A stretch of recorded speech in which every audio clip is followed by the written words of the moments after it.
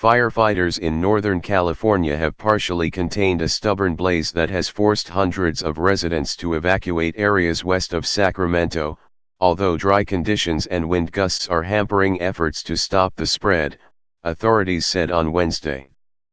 The National Weather Service said it expects wind gusts of up to 25 miles per hour, 40 kilometers per hour, in rural Yolo and Napa counties, west of the state capital, where rough terrain is already complicating efforts to battle the wildfire that broke out Saturday.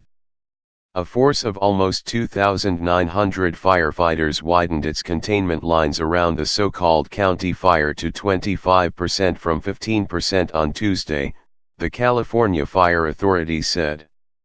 Still, the wildfire continued to spread overnight, having consumed 82,700 acres, 33,500 hectares, of grass, brush, and dense scrub oak by Wednesday morning, up 14% from Tuesday, California Fire said. While the fires have not damaged any structures so far, officials said they have ordered residents of some 1,345 homes to evacuate as a precaution since the fire began. The United States is experiencing an unusually active fire season, with the risk considered well above normal for many western states, according to federal forecasters. Temperatures in the area of the California blaze reached the mid-80s Fahrenheit, around 29 Celsius, on Wednesday, the National Weather Service said.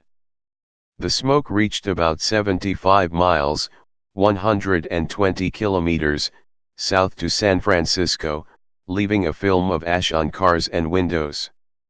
No casualties have been reported. Wildfires have burned through nearly 2.5 million acres in the United States from January 1 through Monday, well above an average of about 2.3 million for the same period over the last 10 years, according to the National Interagency Fire Center. In Colorado, firefighters faced high temperatures, low humidity, and gusty winds on Wednesday as they battled 8 major blazes that have torched more than 140,000 acres in the drought-stricken state.